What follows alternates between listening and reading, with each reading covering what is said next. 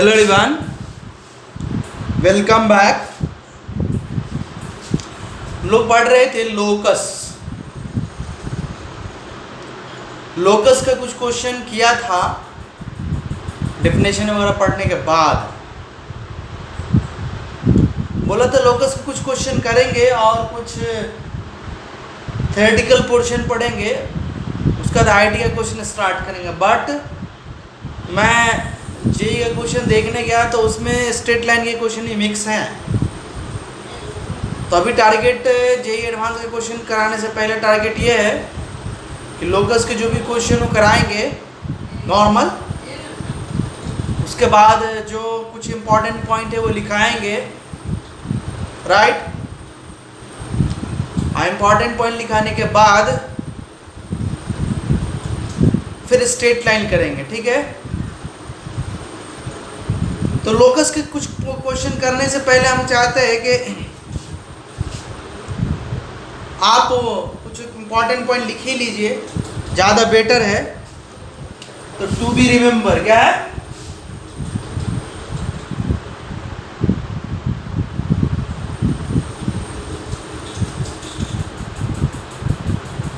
याद रखने को।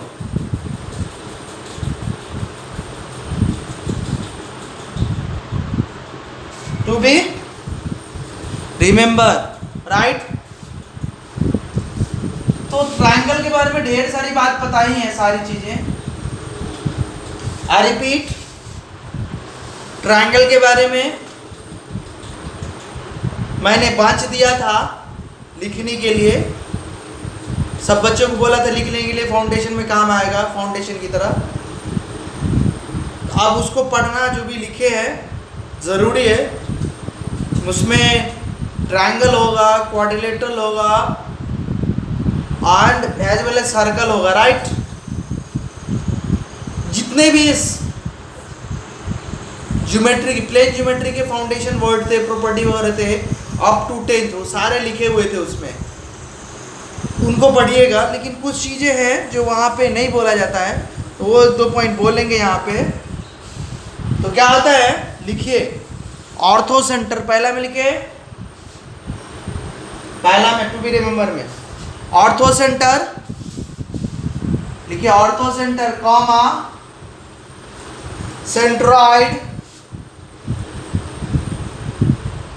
Ortho centre comma centroid and circum centre, and circum centre are always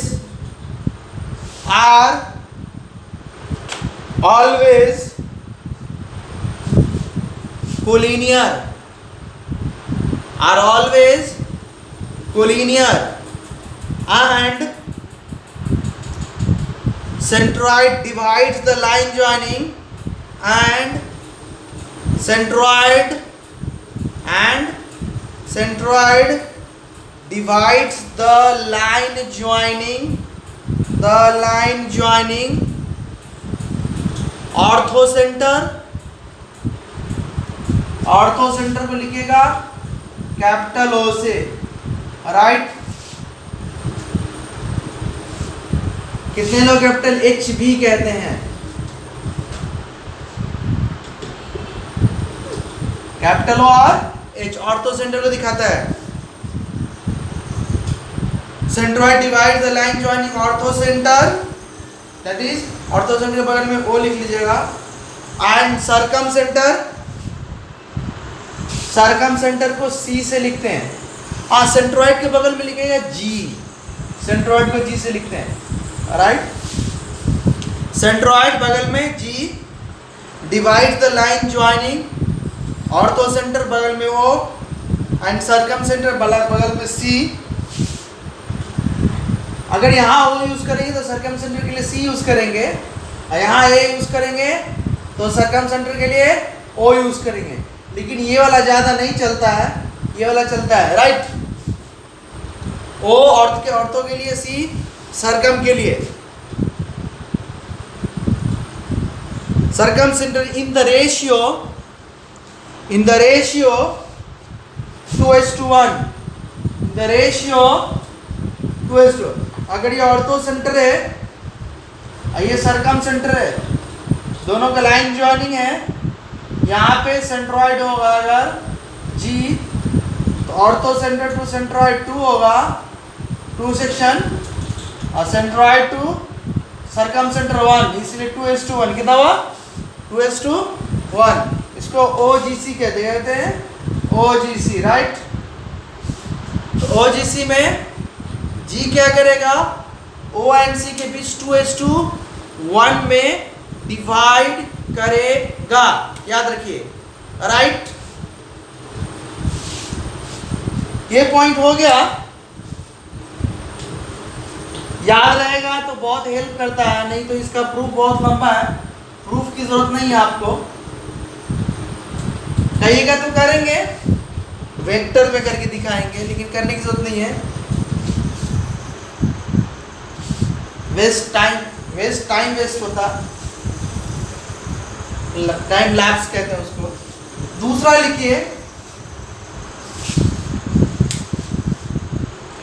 in an isosceles triangle, in an isosceles triangle,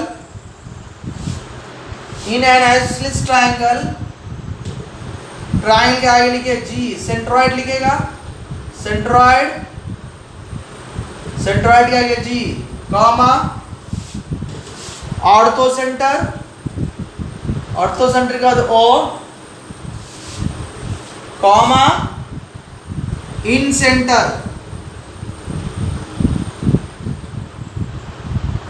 bracket में capital I, in centre के लिए, centroid के लिए G, comma, ortho centre के लिए O, इन centre के लिए I, and सरकम centre लिखिएगा, सरकम सेंटर के लिए C,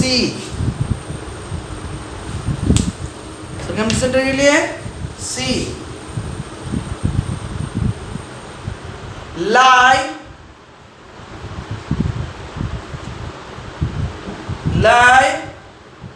on the same line। Isosceles triangle है भी बताया गया होगा उसमें, फाउंडेशन में। अगर ये दोनों बराबर है तो ये वर्टिकल एंगल हुआ और ये बेस हुआ, जो नॉन इक्वल साइड है उसको बेस कहते हैं। तो बेस के अपोजिट जो वर्टेक्स है उसको वर्टिकल क्या है? एंगल कहते हैं। तो बेस के अपोजिट वर्टेक्स से परपेंडिकुलर ड्रॉ करेंगे, इसी लाइन पे ये चारों होंगे। सेंट्रॉइड, सपोज कि सेंट्रॉइड यहाँ मिला, ऑर्थो सेंटर, इन सेंटर, सरकम सेंटर, राइट। ऐसे करके एक ही लाइन पे मिलते हैं। और वो जहाँ मिलते हैं मैंने बता रखा है, उसमें फिर से बोल दे रहा कि आइसोसेलेस ट्रायंगल में जो नॉन इक्वल साइड है जिसको बेस कहते हैं, उसके अपोजिट के एंगल वर्टिकल एंगल कहते हैं। उस वर्टिकल एंगल का जो वर्टेक्स है, उसी वर्टेक्स से परपेंडिकुलर ड्रॉ करते हैं बेस पे, उसी लाइन पे चारों सेंटर मिलता है। इसमें आइसोसेलेस ट्रायंगल में अब पहला वाला किसी भी ट्रायंगल के लिए था, क्या था वो? पहला वाला किसी भी ट्रायंगल, कोई भी ट्रायंगल हो, इक्विलैटरल हो, नॉन इक्विलैटरल हो,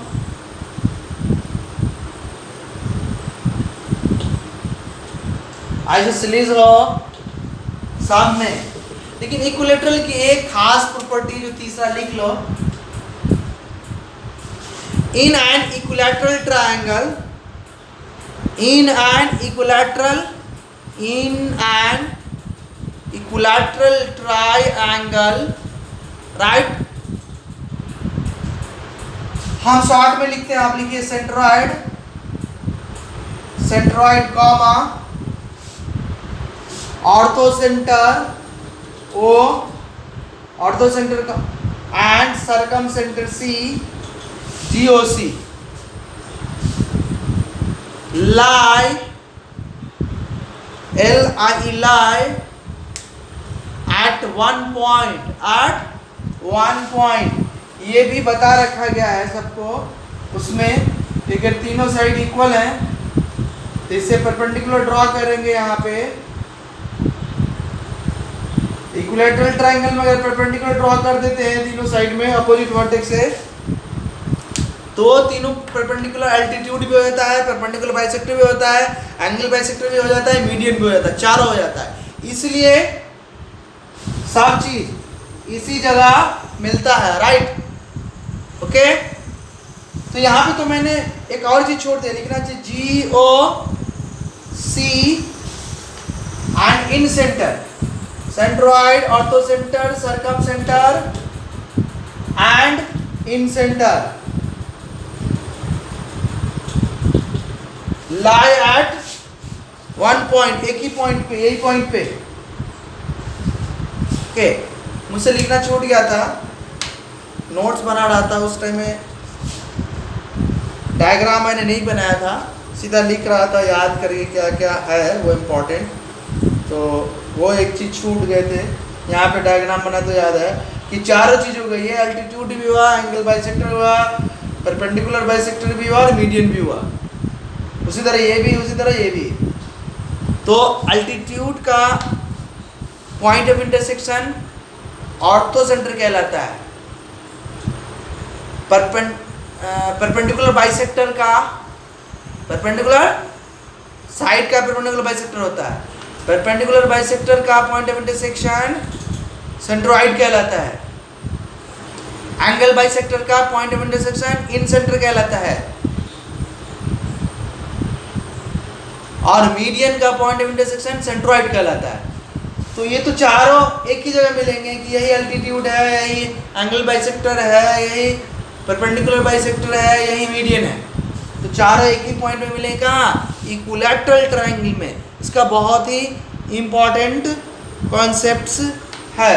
और एक तो छूट क्या है बोलना, वो मैं लिख देता यहाँ पे कि आपको काम है।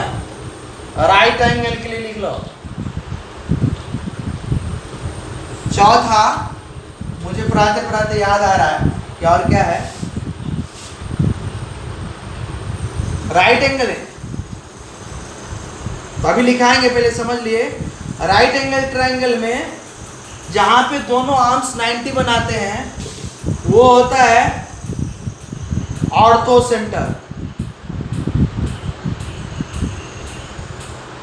और ये जो 90 के सामने होता है डेट इज हाइपोटेनस, उसका मिड पॉइंट होता है circum centre.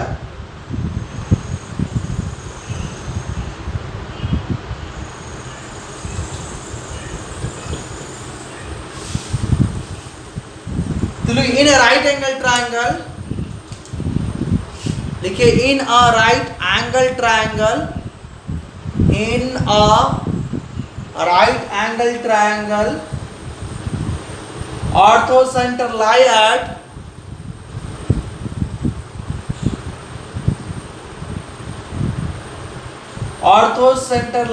at the vertex where right angle form. Ortho center lie at the vertex. Ortho center lies at the vertex where right angle form, and circumcenter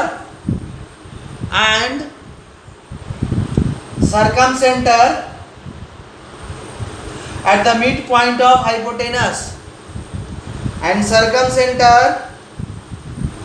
at the midpoint of hypotenuse।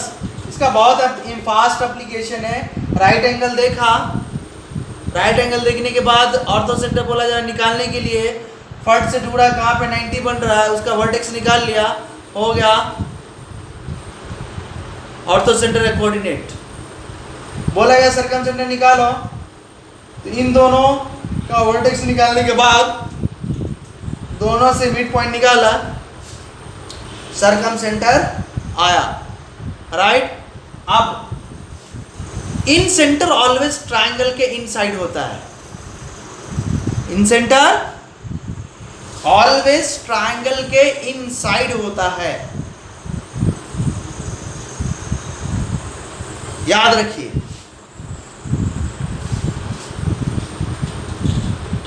इसमें से मैं diagram बनाना, मैं कुछ लिखाऊंगा नहीं। देखिए ये अगर acute angle triangle है, माने तीनों एंगल 90 से स्मॉलर है, राइट। इस ट्रायंगल में कभी भी चारों centre, circumcentre, orthocentre, centroid and centre inside होगा ट्रायंगल के, राइट। कहा किसमें, किसी भी तरह का एक्यूट एंगल ट्रायंगल है तो एक्यूट एंगल ट्रायंगल होना। दूसरा राइट एंगल पढ़ाया, तो राइट एंगल में यहां पे ऑर्थो सेंटर बताया, यहां पे सरकम सेंटर बताया, इन सेंटर इनसाइड होगा, राइट। कंफर्म। और एज वेल एज अगर मैं ऐसे ले लूं,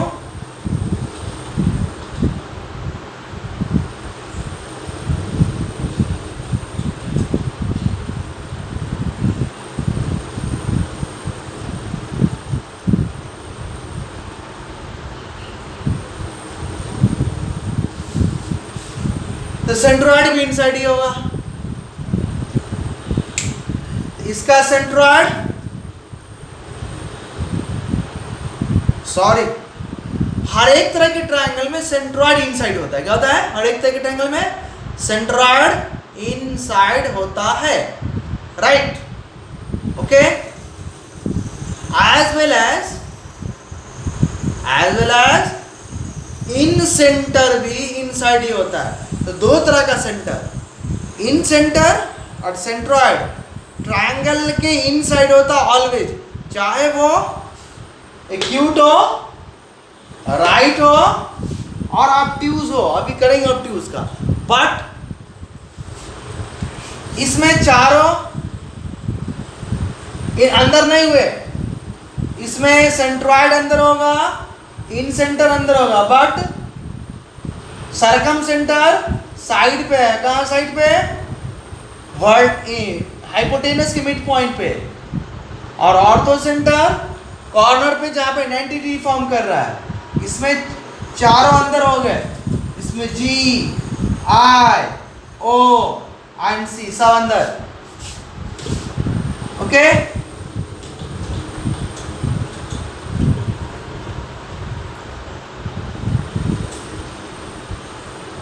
राइट एंगल में कॉर्नर पे हो ऑर्थो सेंटर, इसका मिड पॉइंट सरकम सेंटर, और इसके इनसाइड में जी आई, राइट, अंदर। इस तरह से मीडियन होगा, पॉइंट ऑफ इंटरसेक्शन मिलेगा जहां पे एंगल का बाइसेक्टर मिलेगा, उसका पॉइंट ऑफ इंटरसेक्शन। अब दिखाते हैं ऑब्ट्यूज एंगल ट्रायंगल।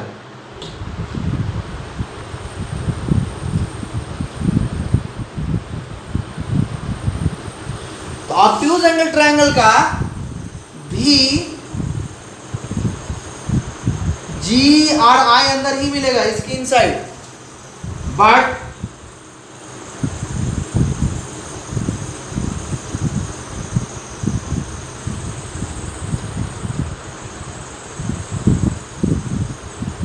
इस साइड मिलेगा ऑर्थो सेंटर, राइट।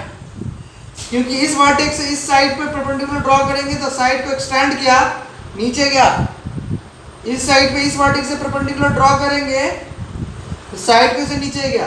अब इस पे परपेंडिकुलर ड्रॉ करेंगे, पीछे एक्सटेंड करके ले जाएंगे तो यहाँ पे मिला इस साइड। तो जिस साइड ऑब्ट्यूज होता है उसी साइड बाहर में क्या हुआ? Orthocentre and centroid, sorry orthocentre और centroid away from the obtuse angle. ये ऑब्ट्यूज एंगल है, तो ऑब्ट्यूज एंगल के बैक साइड में, मतलब जिस साइड ऑब्ट्यूज बना उसके बैक साइड में क्या बना है? Ortho centre. और जहां पे ऑब्ट्यूज एंगल बना उसके फ्रंट में, या कहो उसके बिल्कुल फ्रंट में जो हाइपोटेनस लोगे, तो हाइपोटेनस के बाहर, हाइपोटेनस साइड के बाहर में, सॉरी हाइपोटेनस नहीं बोलो, अच्छा नहीं लगेगा क्योंकि यहाँ पर राइट एंगल है नहीं, ग्रेटेस्ट साइड बोलेगा, बोलो ग्रेटेस्ट साइड। सबसे अच्छा बोलो कि ऑब्ट्यूज एंगल के सामने जो साइड है उससे हट के पीछे बाहर, यहाँ पे क्या मिलेगा? सरकमसेंटर मिलेगा। तो सरकमसेंटर ऑब्ट्यूज में बाहर है, ऑर्थोसेंटर बाहर है, बट सेंट्रोइड इन सेंटर अंदर है। राइट एंगल में ऑर्थोसेंटर 90 डिग्री जहाँ बन रहा है और circumcentre mid point of the hypotenuse, but centroid और इन सेंटर इनसाइड है। Obtuse and acute angle triangle में चारों इसके अंदर ही मिलेंगे। ओके, ये बात याद रखना हमेशा। तो कोई पूछता है तो फट से बोल देते हैं कि ऐसा सेंटर जो ट्रायंगल के अंदर तो गलत है। मैंने बताया था उस दिन, point of intersection of median को कहते हैं centroid, point of intersection altitude को कहते हैं, एल्टीट्यूड के पॉइंट ऑफ इंटरसेक्शन को, एल्टीट्यूड्स के पॉइंट ऑफ इंटरसेक्शन को orthocentre, point of intersection of perpendicular bisectors, perpendicular bisectors के पॉइंट ऑफ इंटरसेक्शन को सर्कमसेंटर कहते हैं। A point of intersection of angle bisectors, angle bisectors के पॉइंट ऑफ इंटरसेक्शन को क्या कहते हैं? Incentre, right. तो उसका डेफिनेशन है, आई रिपीट, चारों सेंटर एक्यूट में अंदर ही मिलते हैं। राइट में सरकम हाइपोटेनस पे मिलता है मिड पॉइंट, हाइपोटेनस के मिड पॉइंट सरकमसेंटर, और जहाँ पे 90 फॉर्म होता है उस पॉइंट पे ऑर्थोसेंटर, अंदर मिलता है सेंट्रोइड एंड इन सेंटर। और ऑब्ट्यूज में centroid and centre inside he मिलेगा, इसके अंदर ही मिलेगा, बट ऑर्थोसेंटर बाहर गया, सरकमसेंटर बाहर गया, ऑर्थोसेंटर उसके बैक में, राइट ऑब्ट्यूज के बैक में, ऑब्ट्यूज के फ्रंट में, मतलब जिधर बिगेस्ट साइड है उसके उसी साइड बाहर सरकमसेंटर, ये याद रखना।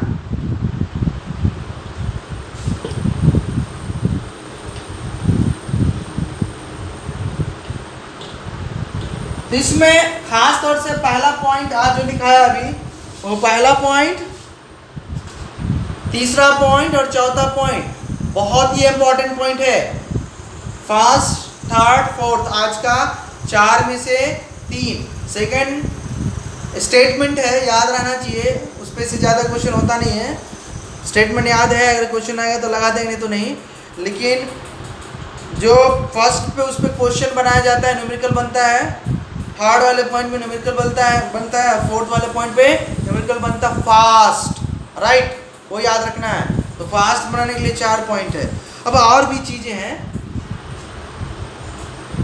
क्वाड्रिलेटरल के लिए, कि पैरेललोग्राम क्या कर लेंगे तो पैरेललोग्राम प्रूफ हो जाएगा फट से, क्या करेंगे तो रेक्टेंगल प्रूफ हो जाएगा, क्या करेंगे तो इसका स्क्वायर प्रूफ हो जाएगा, सारी की प्रॉपर्टी दे रखे।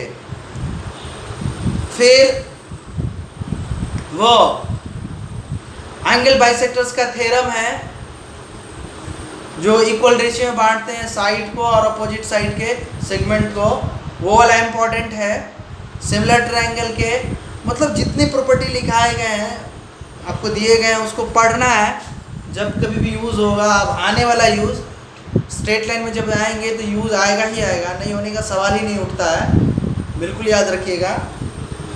तो उन सबको पढ़ के आइएगा, लेक्चर पढ़िएगा तो काम आएगा, राइट।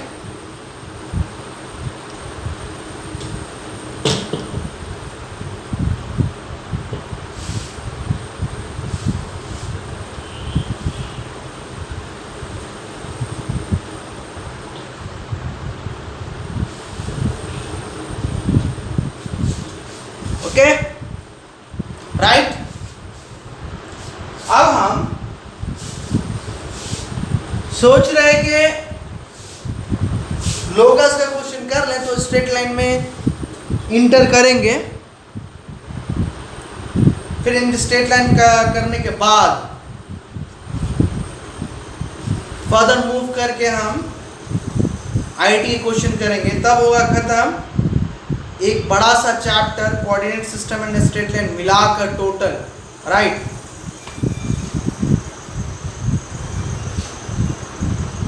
और मैक्सिमम 2 क्वेश्चन का तैयार होगा कंटेंट, स्ट्रेट लाइन और कोऑर्डिनेट सिस्टम मिला के मैक्सिमम 2, मिनिमम 1 कंपलसरी।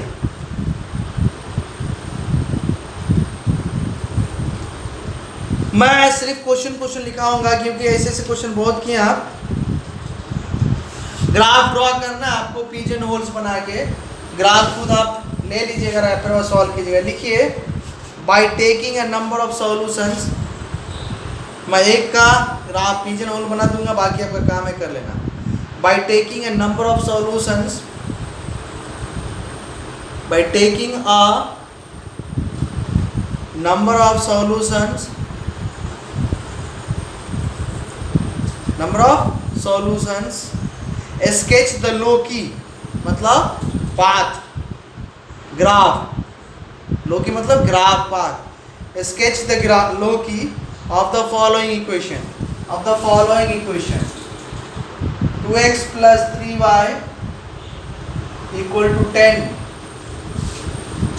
हम ग्राफ बनाएंगे तो लोकी आ जाएगा, y एक्सिस ये x एक्सिस, ये 1 है, ये 0 है, ये 2 है, ये 3 है, ये 1 2 3 4। और मैं क्या करूँगा यहाँ पिजन होल्स बनाऊंगा। 3 पॉइंट काफ़ी है। मैं बता दूं कि स्ट्रेट लाइन का इक्वेशन है, स्ट्रेट लाइन ड्रॉ करने के लिए 3 पॉइंट काफ़ी है। 1 डिग्री इक्वेशन स्ट्रेट लाइन होता है, 2 डिग्री कर्व होता है, तो 2 डिग्री में आपको बहुत सारा पॉइंट लेना पड़ेगा, कम से कम 20-25 पॉइंट, राइट। लेकिन 1 डिग्री में 3 पॉइंट काफ़ी है। ऐसे तो 2 ही पॉइंट काफ़ी है, 2 पॉइंट से यूनिक स्ट्रेट लाइन खींचा जाता है। थ्योरम क्या, पोस्टुलेट है यूक्लिड का, क्या है कि unique line can be drawn with the help of 2 distinct point. ये पोस्टुलेट है, जहाँ से ज्योमेट्री स्टार्ट होता है ना, उसका पहला पिलर है point, right angle, straight line, ये सब 5 टेनेट्स हैं, थंब रूल, इसको पोस्टुलेट भी कहते हैं यूक्लिड के, किसके, वो 9th की बुक में है। तो स्ट्रेट लाइन खींचने के लिए 2 पॉइंट, लेकिन बशर्ते मालूम हो कि इक्वेशन, मतलब पहले से मालूम होना चाहिए कि इक्वेशन स्ट्रेट लाइन का 2 पॉइंट काफी है, लेकिन मैं 3 पॉइंट करके दिखा दूंगा। एक इसका नंबर ऑफ सॉल्यूशन मतलब इनका कोऑर्डिनेट्स मैंने बताया कि ax plus by plus c equal to 0। अगर ये 2 डिग्री, 2 वेरिएबल 1 डिग्री इक्वेशन है, एक ही इक्वेशन है, तो इनफाइनाइट सॉल्यूशन, एक ही है तो इनफाइनाइट सॉल्यूशन होता है, याद रखिएगा, बता भी गया आपको। तो 2 वेरिएबल 1 डिग्री इक्वेशन, एक ही इक्वेशन है तो इनफाइनाइट सॉल्यूशन होगा। अपने मन से मैंने क्या किया, y चुन लिया 0, यहाँ पे y 0 रखा, तो 3 into 0 0 equal to 10, x equal to 5 आ गया, राइट। ओके, अब खुद से क्या करेंगे, 2 चुनेंगे, कौन सा, y को मैंने अभी इंडिपेंडेंट बना लिया, कोई दिक्कत नहीं है। तो 10 में से 6 गया 4, x equal to 2, okay, right.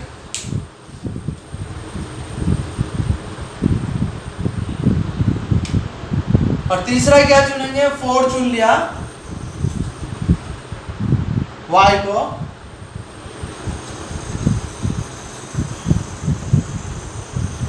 4 0 12 minus 2, x equal to -1, right.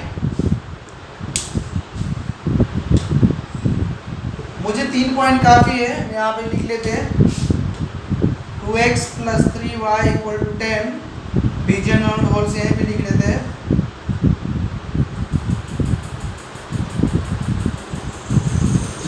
इसका 3 सॉल्यूशन लिखा है, बहुत सारे सॉल्यूशन ले सकते हैं, मैंने 3 ही सॉल्यूशन लिखे हैं, आप जितना चाहे ले सकते हैं, कोई मर्जी नहीं, टाइम वेस्ट नहीं करूँगा मैं। एक सॉल्यूशन हुआ 5, 0, दूसरा सॉल्यूशन 2, 2, तीसरा सॉल्यूशन -1, 4, ओके।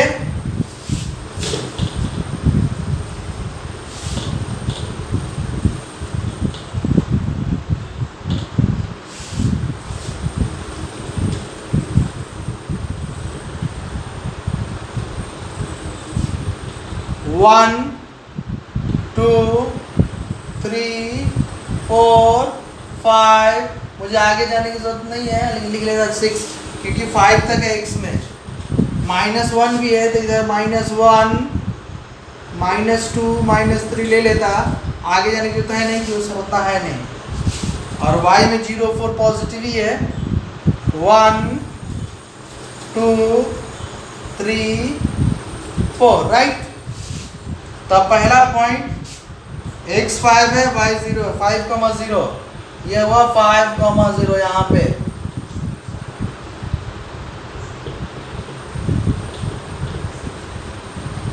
दूसरा पॉइंट 2,2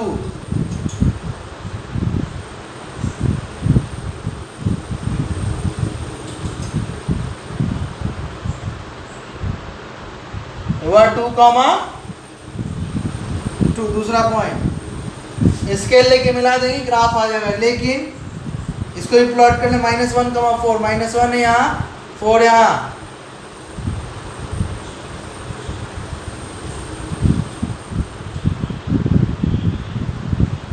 अब तीनों को स्केल लेंगे तो एक ही लाइन में आएगा राइट।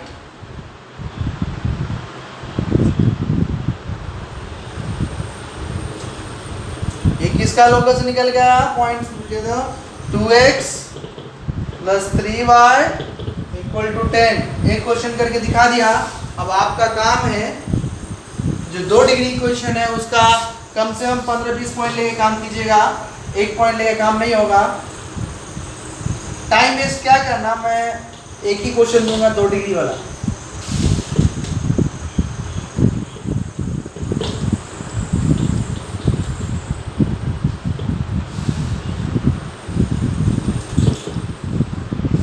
राइट।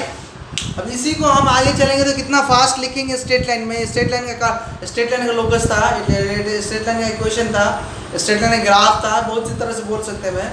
कितना फास्ट करेंगे स्ट्रेट लाइन में बताएंगे कैसे फास्ट होता है। अभी फास्ट तो किया नहीं, मैंने ग्राफ प्रॉपर वे में खींचा।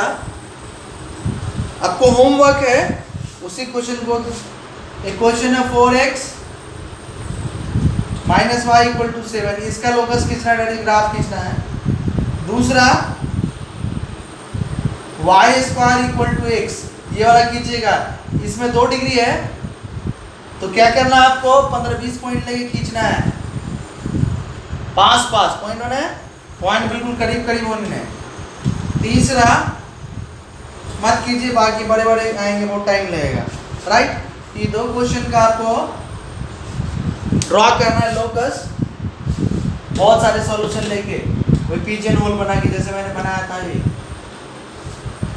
अब है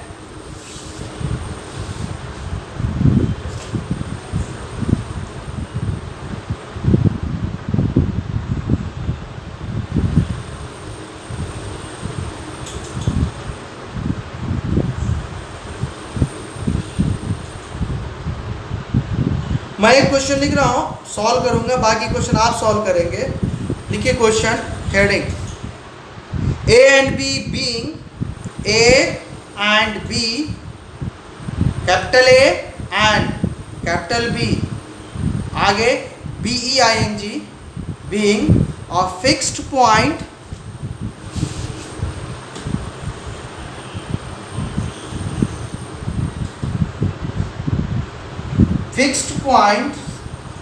A है a,0 और B है -a,0, ये fixed point respectively obtain the equation given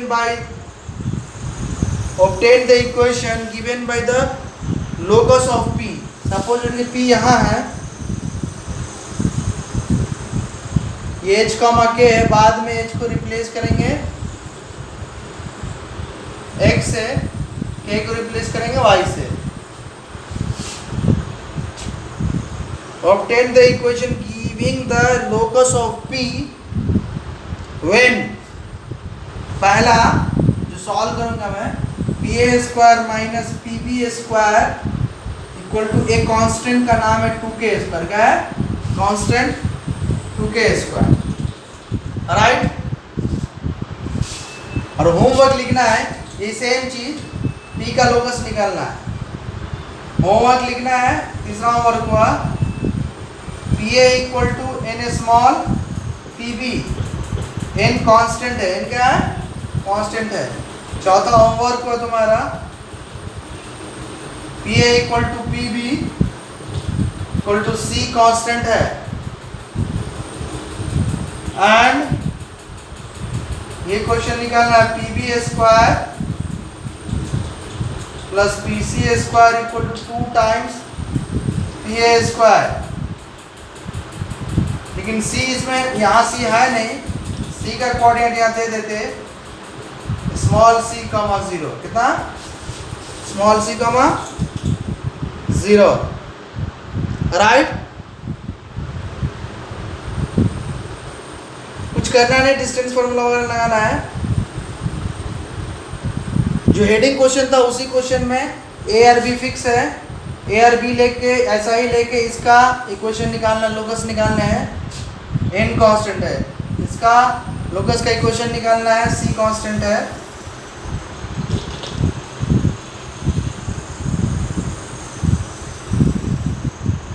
इसका इक्वेशन निकालना है, लेकिन यहाँ एक पॉइंट सी दिया है, तो सी पॉइंट का कोऑर्डिनेट स्मॉल सी कॉमा 0 है। ये आपका काम है निकालना, राइट। अब इसको निकालेंगे हम। सपोज डेट के मैंने इसको ऐसे ज्वाइन किया, ओके। तो होमवर्क था,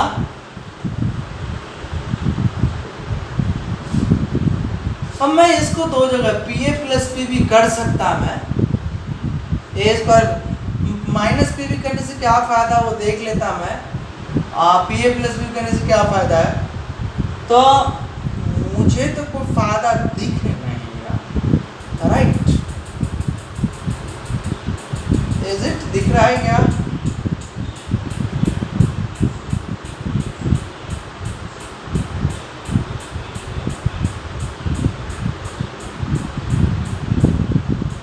नहीं दिख रहा। तो मैं क्या कर रहा, पहले पी ए स्क्वायर लिखता था, ऐसा स्क्वायर रूट नहीं आएगा।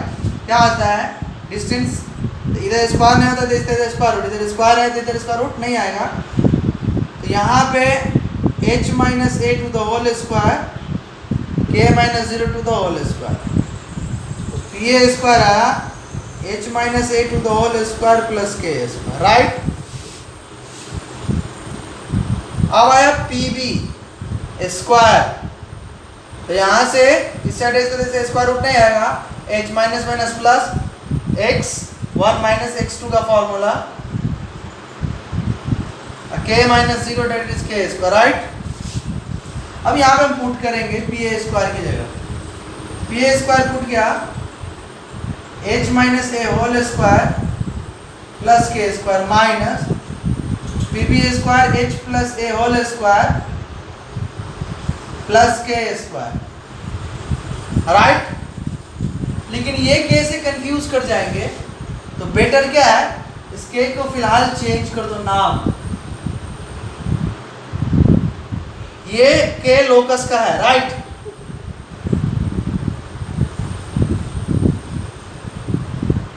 ये लोकस का के लिखे थे, लेकिन तुमको थोड़ा और एक्साइटमेंट देता मैं, यहाँ पे के रहने देता।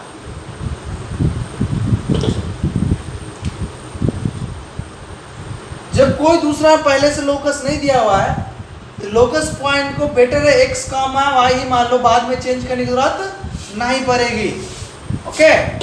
पहले से कोई लोकस दिया होता, पहले से कोई लोकस दिया होता तो क्या मान लेते, h कामा k मानते लोकस पॉइंट को।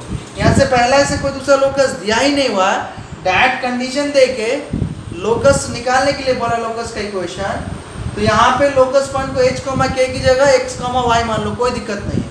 तब यहाँ पे क्या हो जाएगा, x,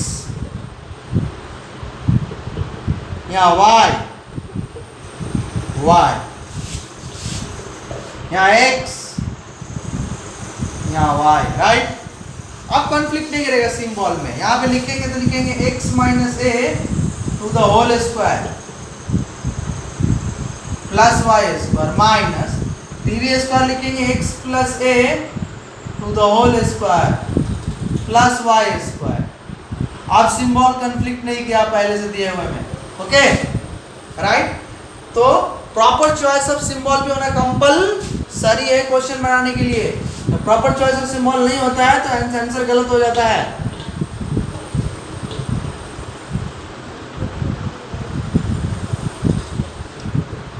अब लिखेंगे x minus A to the whole square plus Y square. Minus से मल्टीप्लाई करेंगे तो आएगा minus in bracket x plus A to the whole square, फिर minus Y square equal to 2k square. Y square cancel, x minus A to the whole square minus x plus A to the whole square equal to 2k square, right. अब minus लेके उधर भेज देते तो आता है x plus A to the whole square common लेके, यहाँ पे तो x minus A to the whole square, इधर माइनस 2k स्क्वायर, राइट। ऐसा क्यों किया?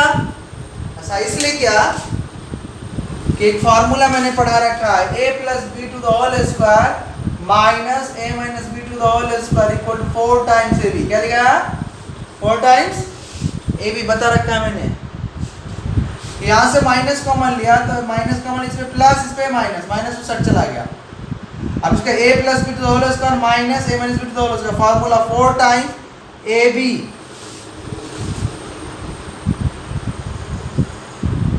2 से कैंसिल करेंगे बहुत से, तो 2ax equal to minus k square. k square को इस साइड ले आए तो 2ax plus k square equal to 0। तो ये हुआ तुम्हारा लोकस। क्या हुआ? लोकस। इनफैक्ट ये किसका लोकस है? बोलो। ये स्ट्रेट लाइन का ही लोकस है, लेकिन बताने की जरूरत नहीं अभी कि स्ट्रेट लाइन कैसे है। जब स्ट्रेट लाइन में पहुंचेंगे तो पता चलेगा, राइट।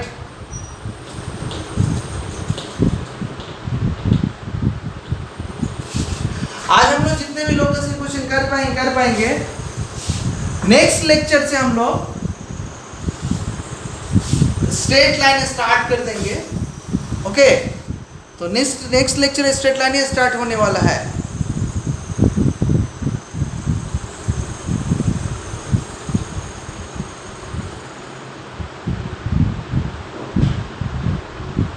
अब एक क्वेश्चन अच्छा से कीजिए आप, मैं लिख रहा, find the locus of a point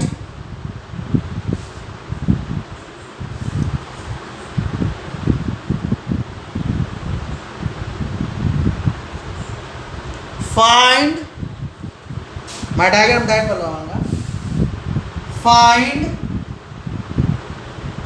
the locus of a point whose distance from the point 1, 2 1, 2 यहाँ पे होगा एक point, whose distance from the point 1, 2 is equal to its distance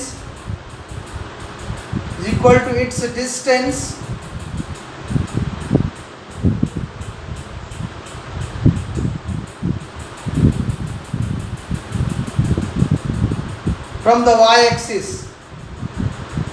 ये लोकस पॉइंट है, वाई एक्सिस है, suppose date की locus point है। अभी कोई दूसरा लोकस पहले से दे नहीं रखा, तो लोकस पॉइंट को बेटर एक्स वाई मान लो, राइट। पहले से कोई लोकस दिया रखा रहता तो हम क्या करते हैं कि एच कामा के मानते, ये एक्स एक्सिस ये वाई एक्सिस, राइट। ये पॉइंट पहले से सपोज डेट के ए दे रखे, पी लोकस पॉइंट है सपोज डेट के, अब पी से पी एम परपेंडिकुलर ड्रॉ किया, राइट। क्या बोल रहा है? Find the locus of a point P मान लिया सपोज के, whose distance from the point 1, 2 that is A माना मैंने is equal to its distance from the y axis। y axis से distance लोकस पॉइंट का PM है, तो क्या दे रखे? PA equal to PM दे रखे, राइट। यहाँ लिख लेते हैं P A equal to P M, both side square कर लेते हैं, P A square equal to P M square, right.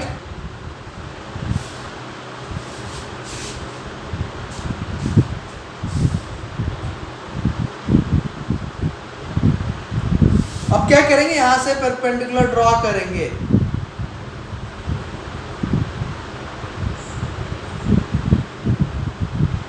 तो यहां से ये परपेंडिकुलर रेक्टेंगल हो गया। देखो ये ओरिजिन है, तो यहां से ये लेंथ x है, क्योंकि यहाँ पे x मान है ना, और ये वाला y है। तो यहाँ पे रेक्टेंगल में सोचो कि पी एन परपेंडिकुलर डाला, तो O N equal to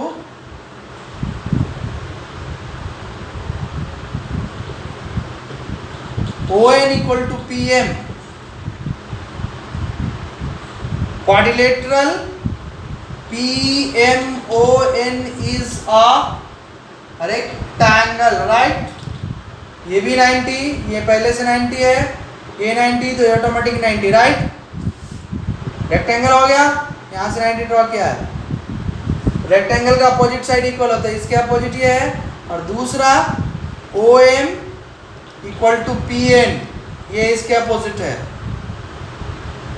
ON equal to PM equal to ON x है, तो x हो गया, और PM y है, sorry OM equal to PN y है, तो OM भी y हो गया, राइट। ओके,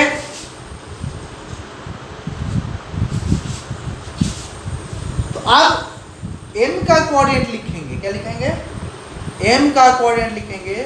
तो हाइट y एक्सिस पे x 0 होता है, x तो 0 हो गया, ये वो y, राइट।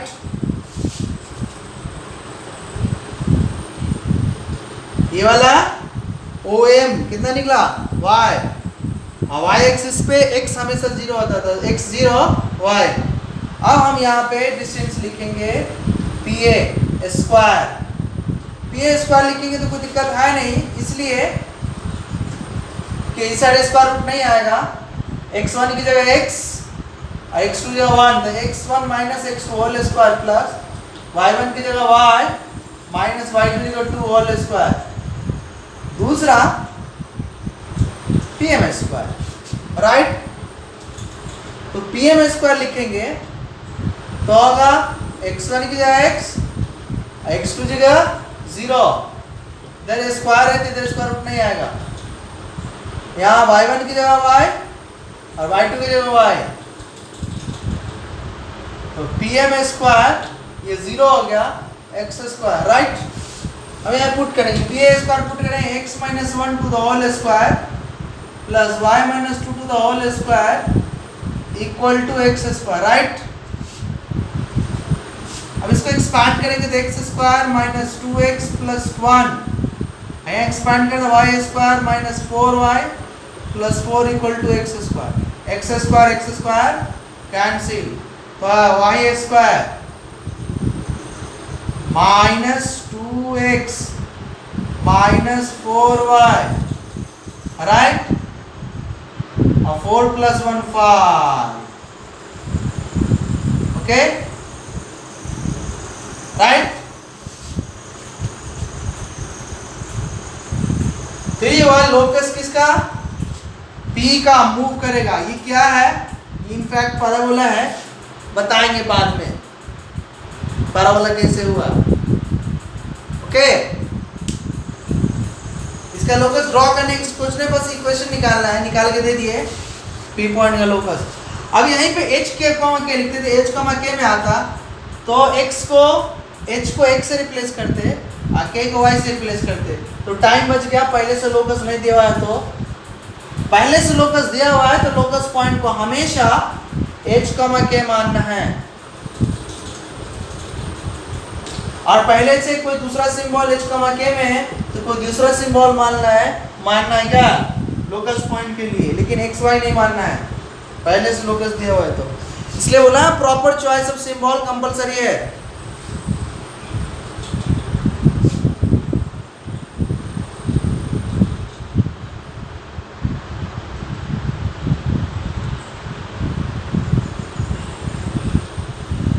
होमवर्क लिखते चलो, आपको ही करना है, right. Find the equation two the locus, find the equation, find the equation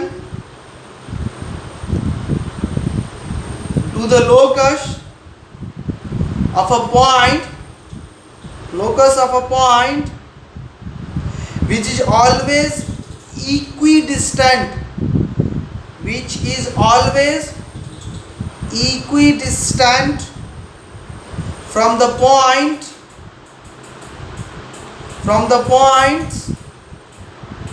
whose coordinates are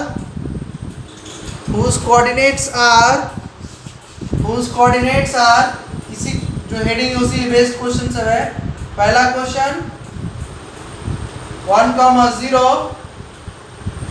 and 0,-2, इस पॉइंट से इक्विडिस्टेंस है, उसका लोकस निकालना है। दूसरा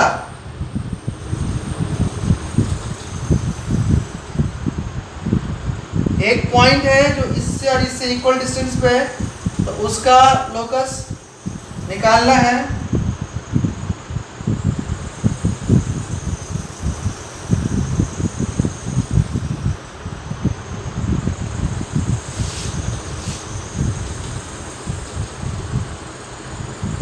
एक पॉइंट जो इससे एंड से इक्वल डिस्टेंस पे है, उसका लोकस निकालना है, right.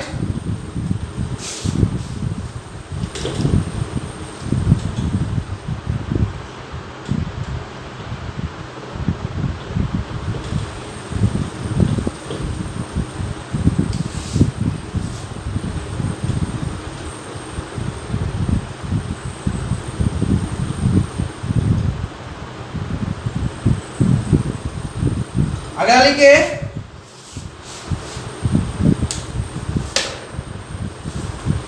find the equation to the locus, find the equation to the locus, find the equation to the locus of a point, locus of a point which moves so that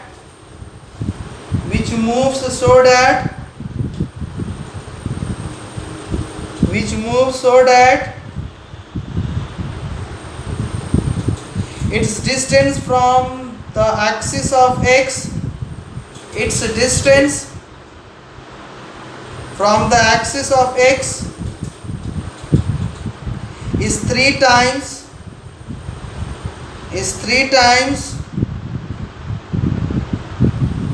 its distance from the axis of y, its distance from the axis of y।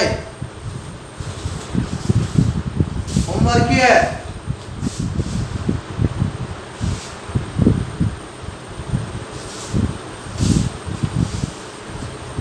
Next homework, find the equation to the locus, find the equation to the locus of a point, find the equation to the locus of a point which moves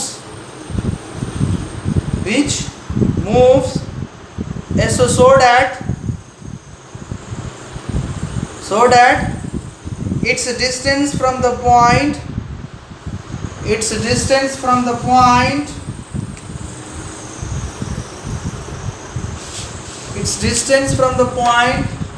a comma 0 is always 4 times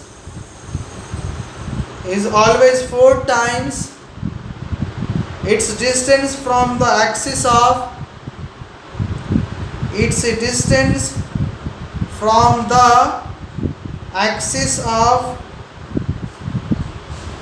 y।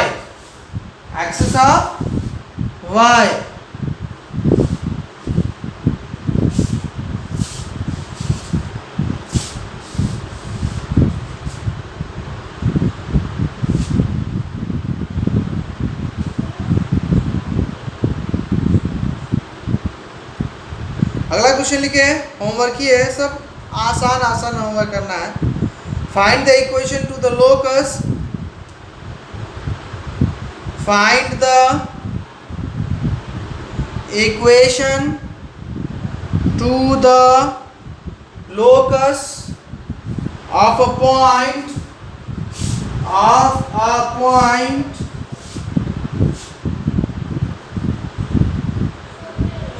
which moves so that which moves so that which moves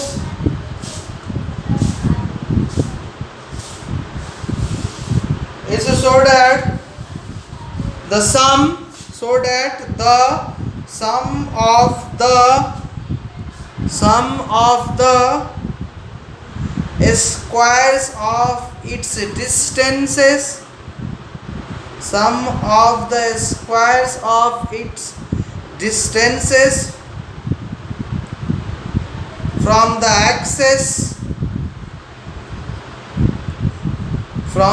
axis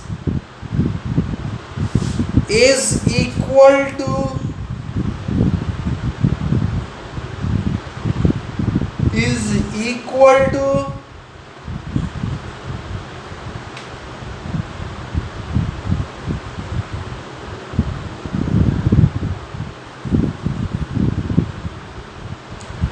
3 is equal to 3. Okay, एक और homework लिखे। I hope आज का last homework लिखा रहे,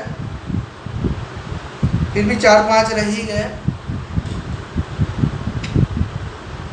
find the equation two the locus, find the equation two the locus of a point which moves so that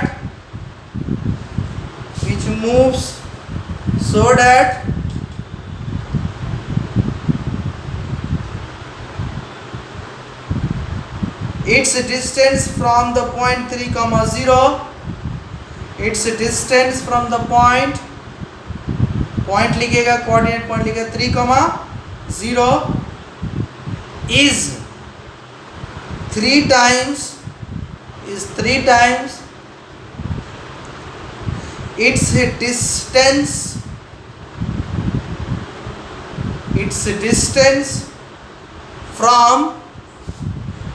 distance from coordinate point लिखेगा 0, 2, distance from 0,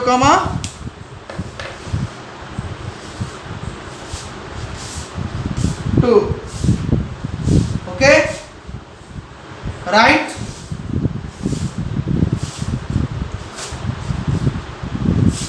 एक और लिख ही लीजिए।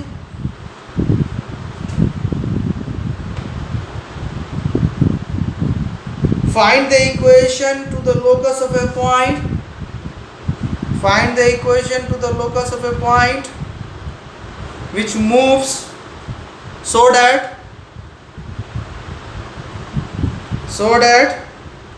its distance from the axis of x, its distance from the axis of x, its distance from the axis of x is always 1/2